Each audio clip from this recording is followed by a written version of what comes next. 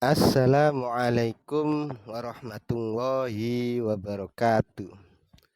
Bismillah, alhamdulillah, wassalatu wassalamu ala rasulillah Sayyidina Muhammad ibni Abdillah wa ala alihi wa sahbihi wa man wala. La haula wa la quwata illa billahil aliyyil azim.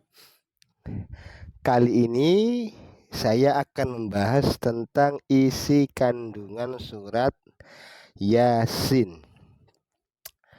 Surat Yasin adalah salah satu ayat atau salah satu surat Al-Quran yang berada di urutan ke-36 dari 114 surat yang ada di dalam Al-Quran.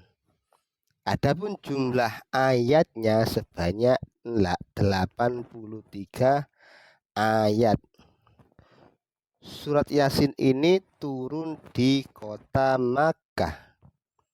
Dinamakan surat Yasin karena surat ini diawali dengan kata Yasin pada permulaan ayatnya.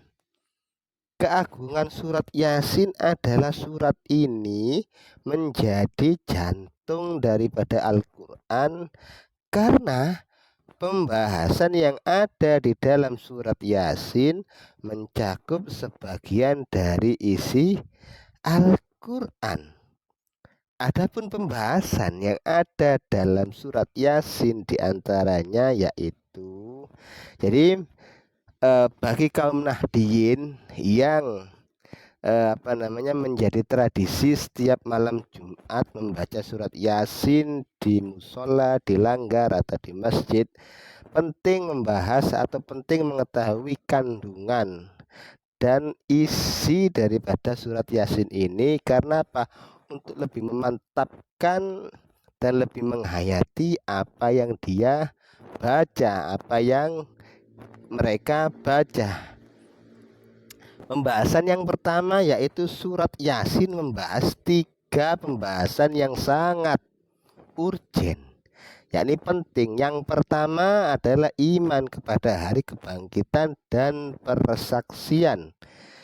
Yang B, surat Yasin membahas tentang kisah Ahlul Qaryah, yakni Habibun Najjar dan para penduduk Antokia.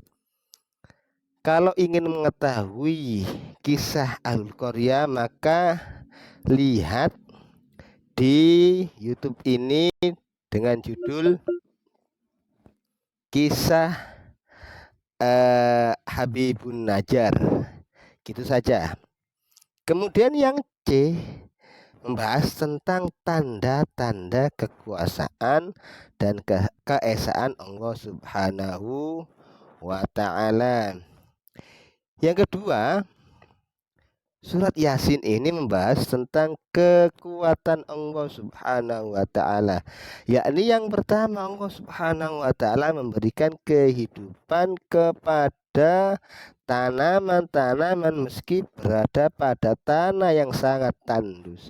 Jadi meskipun tanah itu tandus, tapi Allah Subhanahu wa ta'ala mampu menghidupkan tanaman di tanah tersebut.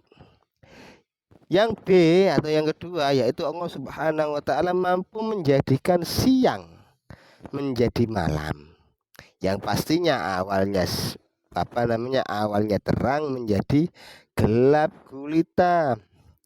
Yang C, Allah Subhanahu wa ta'ala mampu memperjalankan matahari dan bulan tanpa saling mendahului, yakni matahari dan bulan itu beredar di tempatnya tanpa saling mendahului dan saling berbenturan. Itu mulai dari zaman awal bumi diciptakan hingga nanti sebelum hari kiamat datang.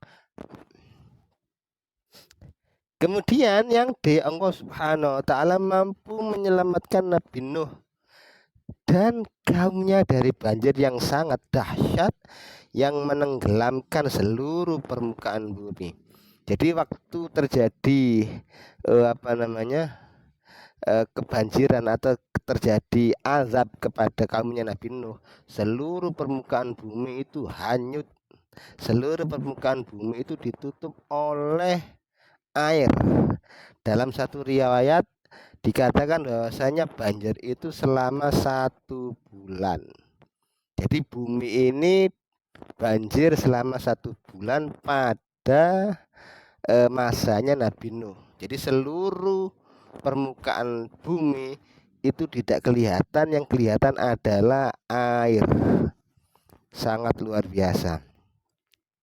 Kemudian yang ketiga, surat Yasin juga membahas tentang hari kiamat dan kedahsyatan atau kengerian hari kiamat.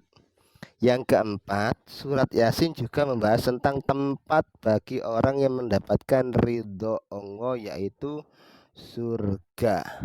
Jadi dalam surat Yasin ini membahas tentang bagaimana cara bagaimana cara mendapatkan ridhonya Allah Subhanahu wa ta'ala. Kemudian yang kelima, surat Yasin juga membahas tentang tempat orang yang celaka, yakni orang yang durhaka dan musyrik, yakni tempatnya yaitu di neraka. Jadi dalam surat Yasin ini membahas tentang sifat-sifat atau perlakuan atau akhlak dari orang-orang yang celaka, orang-orang yang masuk neraka. Nauzubillah min dzalik. Nah, tulisan ini saya dapatkan di kitab Tafsir Ibnu Katsir karya Syekh Ali As-Sobuni. Dan tulisan ini saya tulis di blog saya di alamat www.keilmuan.id. Saya ulangi lagi, www.keilmuan.id.